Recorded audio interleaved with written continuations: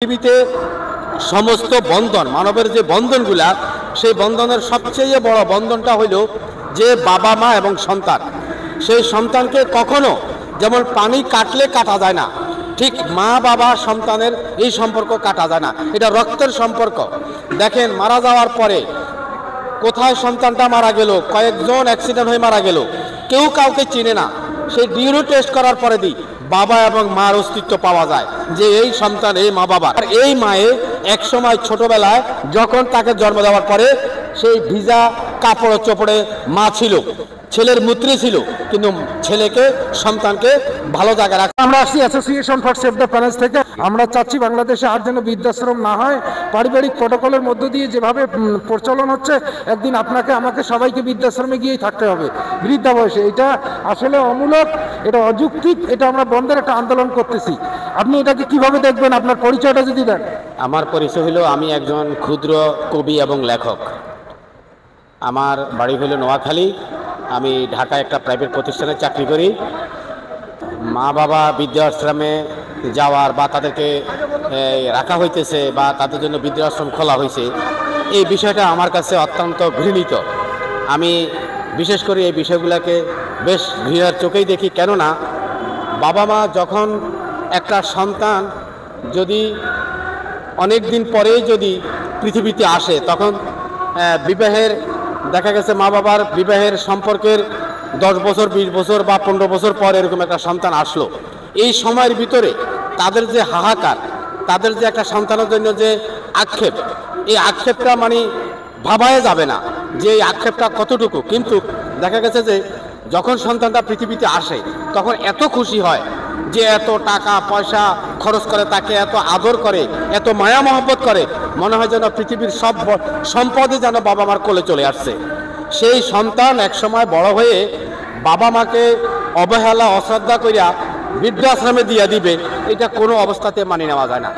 আমি একটা কথা মনে করি যে পৃথিবীতে সমস্ত বন্ধন মানবের যে বন্ধনগুলা সেই বন্ধনের সবচেয়ে বড় বন্ধনটা হইল যে বাবা মা এবং সন্তান।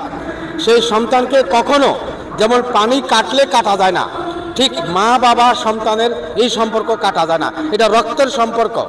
দেখেন মারা যাওয়ার পরে কোথায় সন্তানটা মারা গেল, কয়েকজন অ্যাক্সিডেন্ট হয়ে মারা গেল, কেউ কাউকে চিনে না। সেই ডিএনএ টেস্ট করার পরে দিই বাবা এবং মার অস্তিত্ব পাওয়া যায় যে এই সন্তান এই মা বাবার। তাহলে কত গুরুত্ব, কত খোদা কত গুরুত্বপূর্ণ এই বিষয় আমাদেরকে দুনিয়াতে সৃষ্টি করছে। সেই বাবা মাকে অবহেলা করিয়া বৃদ্ধাশ্রমে দিয়ে দিবে। আর এই দেশের বড় বড় একবারে ধনকুপেরা বিভিন্ন জায়গায় বড় বড় করে আপনার এই বৃদ্ধাশ্রম দিবে, ওখানে মা বাবা থাকবে। কেন এটা হয় না? বরঞ্চ তারা এমন উদ্যোগ নেওয়া উচিত যে ওই বাবা মাকে তার সন্তানের কাছে কিভাবে দেওয়া যায়, কিভাবে রাখা যায়, ওই সন্তানরা বাবা মাকে কিভাবে আদর যত্ন করতে পারে, ওই বিষয়ে তাদেরকে উদ্যোগ নেওয়া উচিত। আমি মনে করি যে আমি বৃদ্ধাশ্রমকে অত্যন্ত ঘৃণা করি এবং বেশি বেশি করে আমি ঘৃণা করি। এটা আমার হিসাবে আমি 1 নম্বর হিসাবে এটা রাখলাম।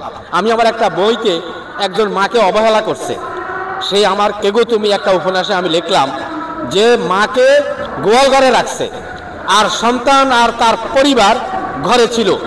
মাকে মশারি দেয় নাই, গরুকে মশারি দিছে। সেই মাকে শ্রীকালে কামড়াইয়া একেবারে ক্ষতবিক্ষত করে ফেলাইছে। পরে গ্রামবাসী আইসা সেই মাকে উদ্ধার করিয়া তারপরে আপনার চেয়ারম্যান, তারপরে ইউনো সাহেব এবং আপনার ওখানের এমপি, ওনারা সহকার পরবর্তী টাইমে তাকে একটা চিকিৎসা দিছে এবং তার একটা উপকার দিয়ে আবার সেই সন্তানরে ছেলের কাছে নিয়ে গেছে। আরে বললো যে এখন আপনার ছেলের নামে যে একটা মামলা আছে, এই মামলাকে কি করব? কইলে বাবা আমার সন্তানটাকে মাফ করে দেওয়া যায় না। সেই মাকে সেই বাবাকে এভাবে বৃদ্ধাশ্রমে দেওয়া যায় না। আর সবচেয়ে বড় কথা হলো পৃথিবীর ইতিহাসে অনেক ঘটনা আছে সন্তানের জন্য বাবা মা জীবন দিছে। অনেক জায়গায় সন্তানের জন্য বাবা মা জীবন দিছে। সন্তানকে এমনও ছিল যে কারাগারের বাইরে রাখছে, বাবা জেল খাটছে। মা কারাগারে ছিল, সন্তানকে বাইরে রাখছে। আবার এই মায়ে এক সময় ছোটবেলায় যখন তাকে জন্ম দেওয়ার পরে সেই ভিজা কাপড় চোপড়ে মা ছিল, ছেলের মূত্রে ছিল, কিন্তু ছেলেকে সন্তানকে ভালো জায়গায় রাখছে।